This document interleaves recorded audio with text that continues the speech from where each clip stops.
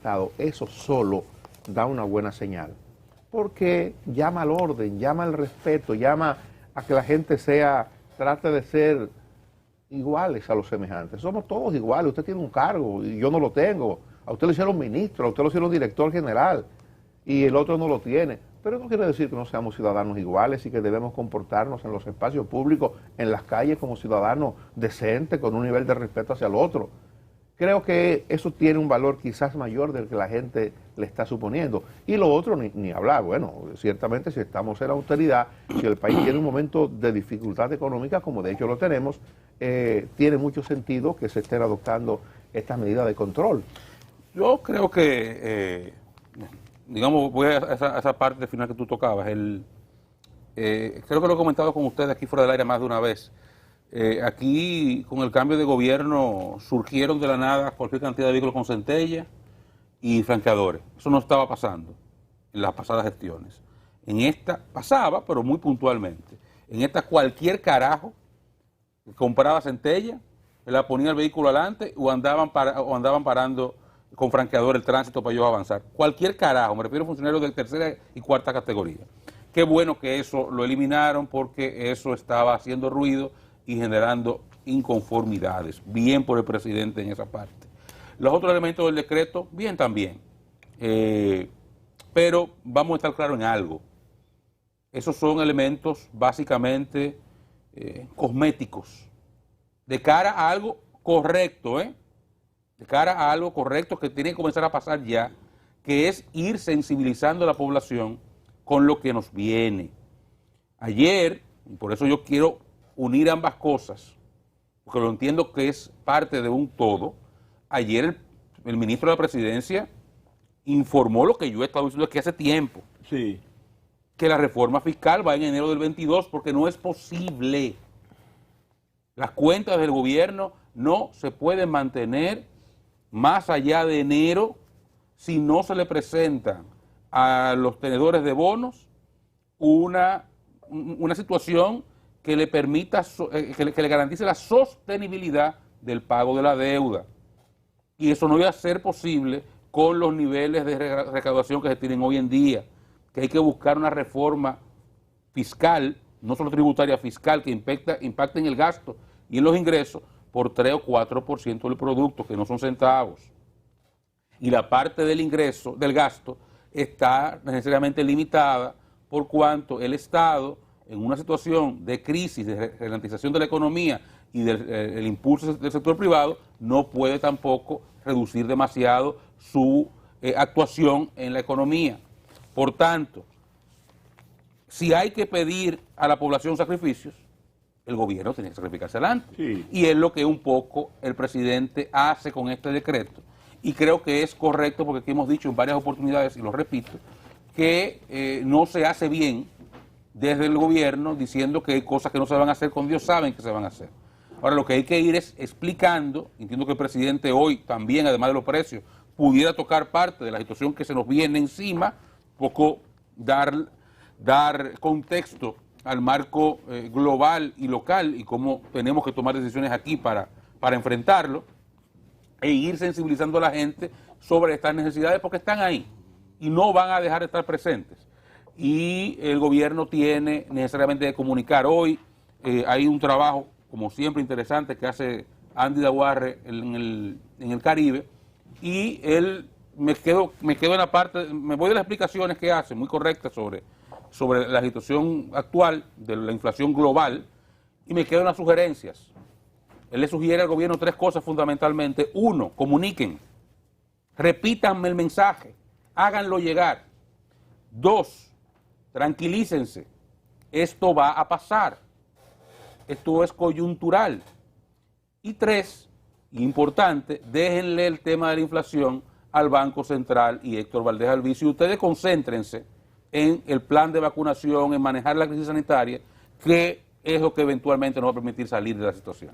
Yo creo que eso es un mensaje correctísimo, y a veces cuando veo al presidente diciendo vamos a autorizar importaciones, por ejemplo, que he dicho, eso es un absurdo. O sea, si el problema es de precios, es externo, si es un fenómeno global, ¿cómo tú lo vas a resolver con importaciones? Y en algunos casos en los cuales pudiera, digamos, mitigar algún efecto, lo que va a hacer es destruir empleo a nivel local. O sea, eso es, en un momento como este. Entonces son las cosas que yo espero que el presidente hoy, cuando hable sobre el tema, lo hable dentro de un contexto de enviar un mensaje tranquilizador. Esto es temporal. ¿Cuál es la segunda medida que Andy recomienda? Que se tranquilicen. Eso lo estoy diciendo, porque a veces aparecen tirando tiro a lo loco. Básicamente que le pongan atención a esa, porque se le ha estado pidiendo de todos los medios de comunicación que comuniquen, y no lo hacen, el único que comunica es el presidente. Los demás están como asustados, están como intranquilos y no se atreven a hablar. Entonces, esa parte de que dice Andy es importante. El trabajo de lo que se está haciendo desde el Banco Central llega a la población toda la semana o a cada rato, porque esa gente se preocupa de mantener a la población informada. Ellos están haciendo el trabajo. El Banco Central ha estado comunicando más y mejor que nunca. Lo que ha estado ocurriendo con la remesa, lo que ha estado haciendo el Banco Central, y ya no es la primera vez que lo digo, lo he dicho antes, el banco ha desarrollado una efectiva política de comunicación que genera tranquilidad y confianza. Así es. Interna y externamente. Yo creo que el Banco Central no puede estar mejor servido en este momento de necesidad que como lo ha estado. Héctor Valdés, un mago sin duda, un veterano, un conocedor de la economía, del mercado. O sea, yo creo que no hay duda ni hay queja. Ahora, esto que voy a decir, en una ocasión tuve la oportunidad de hablar con el presidente Abinader y se lo dije: señor, usted parece un gladiador solo el presidente comunica. En la tarea de comunicación parece que ese hombre anda solo, él solo, como un lobo solitario, haciendo lo que le toca, preocupado porque él no quiere quedar mal como presidente, él no quiere que su gobierno se le desguabine, él no quiere que su gobierno se afecte en la imagen. Cuando le comentaba eso me decía el presidente que me hablaba de la buena valoración que tenía de eso hace meses, y me decía que la única preocupación que tenía el gobierno era el tema de los precios, y era la única cuestión en la que no sacaba buena nota, era más o menos la expresión que usaba en la medición que se hacía sobre su gestión. Y yo justamente el consejo que le quería dar desde aquí al presidente, que es de donde puedo y es donde creo que puedo aportar en beneficio del gobierno y del país, porque yo tengo la tesis de que si al gobierno le va bien, al país le va mejor. Yo justamente el consejo que le iba a dar, ya Oscar me ha robado la palabra, ¿verdad? Oscar lo ha tomado, es: no podemos generar expectativas sobre cosas que no controlamos. El ministro de Agricultura ha dicho en varias oportunidades, lo repitió aquí la semana pasada en el programa, Limber Cruz, ha dicho: mire, hay variables que no controlamos. Se ha producido, y esto no lo dice Limber Cruz, eso lo ha dicho la FAO, eso lo dice el mundo, se han producido aumentos de precios en los commodities. Cuando se produce aumento de precio en la soya, se produce un aumento de precio en la producción porcina, en la producción avícola. Hay aumento de precio en los cereales, hay aumento de precio en el aceite, ha habido aumento de precio en el petróleo. Todo ese tipo de... Ha habido aumento de precio en los fletes. Si tenemos que importar materia prima... Y no poco, exacto. Si tenemos, el problema de los fletes y el transporte de los alimentos es terrible. Hay fletes aumentados en un 600%. Exactamente. Entonces yo digo, si tenemos que importar materia prima para la producción agrícola, que curiosamente hay productos agrícolas que han bajado de precio, pero si tenemos que aumentar, y habrán de subir productos de estos que estoy contando, si tenemos que importar materia prima para la producción de cerdo, para la producción de pollo, para la producción de huevo, o para la producción de habichuelos, para la producción de arroz, evidentemente, bueno, ya con el gasoil, que es un factor importante, ha aumentado de precio, está aumentando, producto de lo que explico que está ocurriendo en el mercado internacional con el petróleo. Entonces, si todo ese tipo de cosas está pasando, si nos aumentan el precio del acero, aumenta la varilla, que es una cuestión que ha aumentado hasta en un 200% el atado de varilla, según los reportes que dan ingenieros que están en el negocio de la construcción, entonces yo digo, ¿cómo podemos generar expectativas de que los precios van a bajar? El presidente no es un mago. Y mi consejo es al presidente: no genere como presidente o no genere como gobierno expectativa de baja de precios en cuestiones que usted no va a manejar y que no dependen de usted. Entonces, frente a eso, yo creo que lo adecuado e insisto, yo no soy consejero del presidente, estoy dando una opinión que espero desde aquí ayudar con eso. Lo correcto es hablarle al país con las cartas sobre la mesa, hablarle al país la verdad de lo que está ocurriendo. En esto podemos hacer, si hay algún elemento de especulación que tiene que ver con la parte de la agropecuaria, bueno, el gobierno lo puede resolver. Si hay algún elemento que tiene que ver con un margen de comercialización que hay que hacer más razonable entre los sectores o el sector que participa en la intermediación entre productores y consumidor final, bueno, eso se puede manejar. Y yo creo que los dirigentes del comercio en sentido general han mostrado buena disponibilidad, han estado en comunicación y en diálogo permanente con el gobierno y directamente con el presidente de la República. Tengo información de que el presidente se comunica de manera directa con los presidentes de federaciones de comerciantes, con dirigentes comerciales.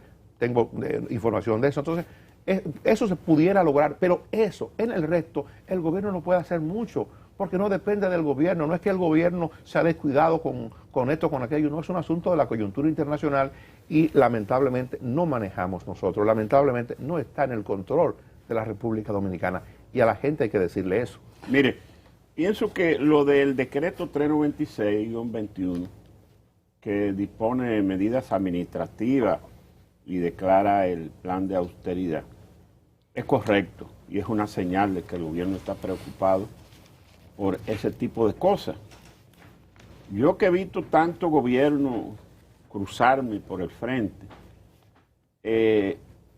pudiera decirle que los términos de ese decreto, yo lo conozco hace años, décadas.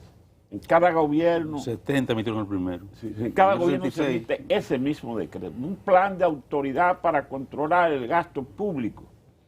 Ahora el presidente no se haga mucha ilusión con eso. Porque ahí hay cosas que no se pueden. Si Dani no se... Yo me río. Le voy a decir por qué, termine de decir por qué me río ahora. Eso era cosmético, es un mensaje para... o sea, como señal está bien. Eso va a ser pero una señal. Que no se mortifique mucho con eso, porque eso en un % importante no se cumple. Y él no debe intranquilizarse por eso, que se calme. Eso para poder decir, miren, esta reforma la estamos pasando, esta reforma, pero aquí también nos sacrificamos nosotros. Sí. A mí me da risa porque me recordé que Hipólito Mejía, uno de los primeros decretos que emitió un juez, y dijo Hipólito textualmente que él quiere hacer un gobierno frugal, evitó que los funcionarios, incluyendo el presidente de la República, viajaran en primera clase. Y el primer viaje que dio Hipólito Mejía, yo tuve que ser testigo de esto que estoy contando. ¿Tú en primera? Sí, yo, ¿Y él te pasó por al lado? no, lo metieron en primera, se sentó a la obligado. yo detrás de él. Entonces, a Hipólito le arman un viaje para North Carolina. Sí. E iba a un reconocimiento que le iba a hacer un instituto donde él estudió tabaco, allá en Carolina del Norte, a Raleigh específicamente. Y entonces el medio para el que yo trabajaba me arma un viaje porque hay que cubrir el viaje del presidente, el primer viaje de Hipólito. Y entonces preparo mi viaje, arranco para el aeropuerto. Yo tenía la suerte de que me pagaban primera clase para yo ir a esos viajes. Y entonces, cuando llego al aeropuerto, entro al avión de los primeros pasajeros, me siento ahí en mi asiento, tranquilo. Y cuando de repente veo que me sientan el presidente en el asiento que me tocaba delante del mío. Y ¿qué pasó? Entonces me di cuenta. Me di cuenta que no dependía del presidente. La seguridad. Era que la línea aérea, por razones de seguridad del personaje de que se trataba, del dignatario, tenía la obligación de colocar al presidente de la República en primera, donde había más control y donde estaba menos expuesto, a pesar de que los presidentes andan con su seguridad. Y estaba, por ejemplo, Díaz-Morfa, que era el jefe del cuerpo de ayudantes militares de entonces, con él, y sentaron, recuerdo, a Hugo Tolentino Díaz, también por su condición de canciller entonces. ¿Tú esa gente estaba para allá atrás, para la cola? Toda esa gente iba para la cola, cocina. todos. Y entonces la línea tuvo que hacer un reajuste interno, para sentarlo en primera clase a todos. Lo sentó en primera clase a todos. Digo, a todos no, al canciller y al encargado de la seguridad del presidente. Y yo estaba ahí bien, Hubo 3 víctimas. ahí cerquita. Entonces, después de eso, ningún funcionario viajó en clase económica. Ningún ministro, quiero decir, ningún ministro, después de ese ejemplo, viajó en clase económica, viajaba en primera clase. Entonces yo creo que como intención está bien. Exacto. Yo creo que una buena señal. Yo digo, lo más importante no es el tema económico de la austeridad. Por eso yo comenzaba diciendo eso. Lo más importante es la señal que el presidente ha querido dar frente al exceso del uso del poder, con el asunto este del aparataje militar, con el asunto de la centella, que no está escrito, eso no está escrito, pero me imagino que el decreto va a pasar por ahí. Si a usted no le permiten tener una escolta que no le corresponde, a usted tampoco le puede permitir usar unas luces, una centella que no le corresponde y que lo que hacen es generarle privilegios a usted, atropellar al otro, y atropellar a los otros. ¿Quién es usted para que como en su carro prieto con cote largo, pues que vale el bocina y centella uno? Para quitarlo del medio. Usted es viceministro. Y para el carajo a su fila. Usted como viceministro cree que usted puede, no, pero mira, acá yo soy usted es empleado mío. Yo pago mis impuestos. Usted es empleado mío. Usted gana de lo que yo pago. Así mismo es. Me parece muy bien. Es lo que no se entiende. Pero miren, Oscar, Freddy, don Geomar. Antes de vaya del tema. No me voy del tema. Okay. Voy a un tema que tú tratabas y era lo que dice el ministro de la Presidencia, el señor Lisandro Macarrulla. Hay que comunicar, pero esto hay que hacerlo con inteligencia. Porque fíjese, si usted va, yo le voy a leer lo que dice el titular de la información sobre el tema que publica el Listín Diario en la página 11. Macarrulla dice, pacto fiscal entrará en vigencia en enero. No, así no es. Así no es. Porque el gobierno tiene que generar un ambiente adecuado y esto hay que conciliarlo, esto hay que buscar la manera, esto hay que explicarlo, esto tiene que ir al CES, a la Comisión Económica y Social, y tiene que tener el apoyo de las fuerzas políticas, tiene que tener el apoyo de las entidades que representan a la sociedad, de los grupos económicos, de los sindicatos. Entonces, a la gente hay que hacerle sentir la necesidad de que lo hagamos. Yo comparto con Oscar, que Oscar lo ha planteado, yo lo he dicho también bien temprano, que el gobierno está obligado, que está abocado a hacer una reforma fiscal. Todos sabemos, todos lo sabemos. Todos sabemos que eso es impostergable, actuando de manera responsable y que el gobierno quizás por politiquería no lo quiere enfrentar. Y si no lo hace ahora, no lo va a poder hacer en el 22 porque el presidente va a estar en reelección. Y por asuntos políticos, como no lo hizo Danilo cuando le correspondió hace 4 o 5 años que había que hacerlo, tampoco lo va a hacer Luis, para no mellar su capital político. Y eso es un asunto irresponsable, tanto de Danilo como de Luis, si repitiera el modelo, o de cualquiera, porque no operan como estadistas, pensando en una oportunidad particular o en un beneficio personal para ellos poderse reelegir o perpetuarse en el cargo, no asumen una actitud responsable y saludable para las generaciones presentes y las generaciones por venir. O sea, eso es un asunto de estadista, de responsabilidad de Estado. Pero la manera en que se plantea, eso va en enero, a la gente no le gusta eso. Por eso digo, eso hay que comunicarlo, eso hay que socializarlo, pero también hay que saberlo hacer, porque es un tema delicado, es un tema sensible. Bueno, es así, comparto contigo el criterio de que tal vez la forma no fue la mejor, yo sin embargo valoro que lo haya dicho, porque yo prefiero hasta esa forma, hasta destemplada de decirlo, que nos digan que no se va a hacer. ¿Qué es lo que han estado diciendo hasta ahora? Entonces, yo ahí voy con lo que tú dices ahorita, que yo también he repetido. No generen expectativas que no van a cumplir. O sea, ¿cómo van a estar diciendo a uno, no, que este año no va la reforma, que el año que viene veremos? Como usted sabe que usted no lo puede en enero presentar al país, usted no puede hacer el 1 de enero con los ingresos que usted está planteando en los temas, en la estructura fiscal actual. No puede. Y aquí lo dijo hace muchísimo tiempo José Rijo, sí o sí, director de presupuesto, es que sí. Esto no es opcional. Entonces, la sociedad tiene que entender eso. Como tiene que entender el tema de los precios, que es un tema transitorio, que es de fuera. No le genere expectativa de diciendo, lo voy a bajar con importaciones, porque no lo vas a lograr. Para mí esa es la situación que yo estoy viendo, que me preocupa, porque las sociedades, los pueblos entienden. Y sobre todo cuando tú tienes capital político, el presidente tiene capital político, su gobierno es nuevo. Y tienen forma de hacerle que la gente comprenda y asimile algunas cosas, y por eso ese decreto es bueno, porque, bueno, el gobierno no sirve para gran cosa desde el punto de vista material, pero bueno, envía el mensaje. Sí. Y la gente percibe una sensibilidad por un lado y se abre a la posibilidad de sacrificios, porque tenemos que sacrificarnos, eso no hay duda ninguna. Entonces, la gente a veces compara este proceso con Colombia, y aunque tiene similitudes, en Colombia, tuvo el caso colombiano, en Colombia las reformas fiscales se dan como aquí las constitucionales, o más. Entonces, eso es cada 2 años una reforma fiscal, lo primero. Y lo segundo, la estaba impulsando un presidente con 5% de favorabilidad, sin partido político detrás, y sin Congreso, y con unas elecciones el año que viene, donde ya la politiquería entró. O sea, ese escenario no lo tenemos aquí. Aquí un presidente con alta valoración, elecciones lejos en el tiempo. Hay espacio para la reforma, pero a la gente hay que explicarle eso. Hay que explicarle por qué tenemos estos aumentos que son transitorios, que van a pasar, y por qué es importante que el gobierno consiga y se garantice la sostenibilidad fiscal para poder hacer inversiones, incluso para poder construir la carretera que la gente quiere, la escuela que la comunidad necesita, el hospital que reclama la provincia. O sea, para todo eso también hace falta ingresos. Entonces, ojalá que a partir de este mensaje, si bien no lubricado como debe ser, que envió el ministro de la Presidencia, pero se construya un discurso, un mensaje desde el gobierno, que sus funcionarios comiencen, sobre todo lo del área económica, a sensibilizar con un mensaje claro a lo que es absolutamente imposible de postergar, que es la necesidad de una revisión a la estructura fiscal dominicana que impacte en ingresos y gastos cerca de un 3 o un 4% del producto. Estamos hablando de 200 mil millones de pesos. Eso no se consigue parqueando los carros oficiales el fin de semana. No. O sea, eso no se consigue así, eso se consigue de otra forma. Y es con impuestos. ¿Sabes que a propósito? Y que tampoco digan, Dani, perdón, que los de abajo no van a pagar. Aquí vamos a pagar todos. Pero claro. Porque eso es que no afecte lo más pobre, no. Eso a todo el mundo lo afecta.